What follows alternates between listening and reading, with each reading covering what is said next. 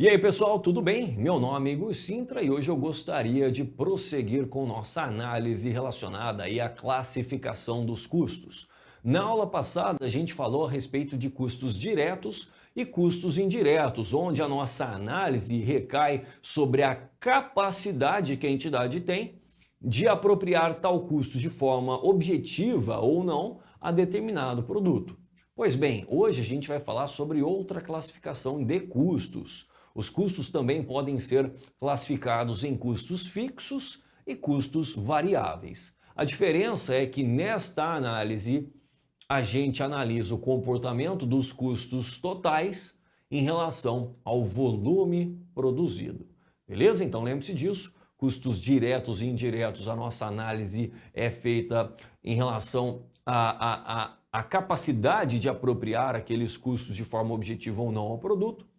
E quando eu falo de custos fixos ou custos variáveis, a nossa análise está sempre aqui recaindo sobre o comportamento daquele custo total em relação ao volume produzido pela entidade. Então, nesse vídeo a gente vai falar sobre custos fixos. Olha só, custos fixos, né? Olha só, custos fixos, né? São aqueles custos que se mantêm, né? Se mantém, tira esse M aqui, olha, se mantém constantes, qualquer que seja o volume de produção.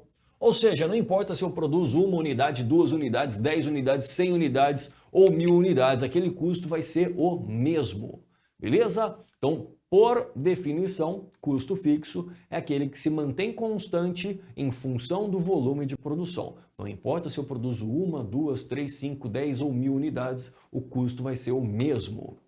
Bom, em outras palavras, independentemente de aumentos ou diminuições no volume produtivo, o custo total será o mesmo. Então eu trouxe aqui alguns exemplos, né, de custos fixos. Então olha só, o aluguel da fábrica. Suponha que o aluguel da fábrica seja lá 15 mil reais.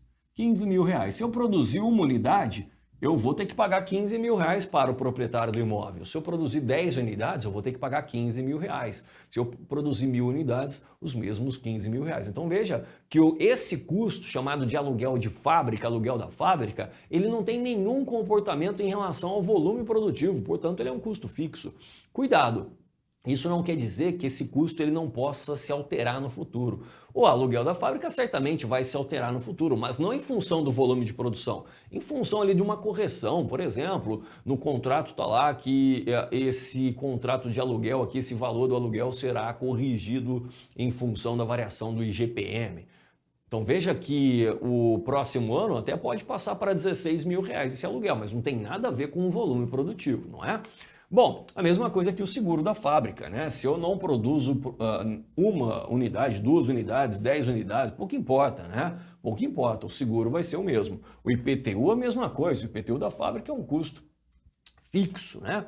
A depreciação de máquinas e equipamentos calculado aqui pelo método linear, né? Por que eu tenho que falar pelo método linear? Ora, porque pelo método linear a gente não está olhando para a quantidade de produtos fabricados. Eu vou pegar a vida útil daquele equipamento, daquela máquina, e vou linearmente considerar a sua depreciação ao longo desta vida útil. É o método das cotas constantes. Agora, obviamente que se eu tenho determinada máquina e o método de depreciação é o método das unidades produzidas, aí quanto mais eu produzo, maior é o valor da depreciação. Aí não entraria nessa regra. Então, cuidado, para efeito de prova, quando ele não falar nada a respeito da depreciação, você vai entender que o método linear é utilizado, portanto, trata-se de um custo fixo. Bom, mão de obra indireta, né? Por exemplo, suponha o salário do gerente. O salário do gerente é lá 20 mil reais. Se ele não ganha, obviamente, por produtividade, né? Se ele é um salário fixo de 20 mil reais, se eu produzo 10 ou 12 unidades, o salário é o mesmo. Portanto, é um custo fixo. Manutenção da fábrica, mesma coisa, conta de telefone, de internet da fábrica, né? Da fábrica. Isso aí não tem relação com o volume produtivo. Bom, eu coloquei aqui mais algumas observações. Atenção, hein? O fato do custo fixo se manter constante em relação ao nível de produção não impede a variação desse custo em função do tempo, ao longo do tempo, como foi o aluguel que eu disse para vocês, né? O aluguel, por exemplo, é considerado custo fixo, mas pode ter o seu valor alterado anualmente por simples reajuste. Beleza? Essa é a figura aí do custo fixo. Então, olha só. Então, o custo ele é fixo porque ele não tem nenhuma relação com o volume de produção. Agora, cuidado, né? Cuidado que o custo fixo unitário, obviamente, vai ter relação com o nível produtivo. Por quê? Ora, o que é custo fixo unitário?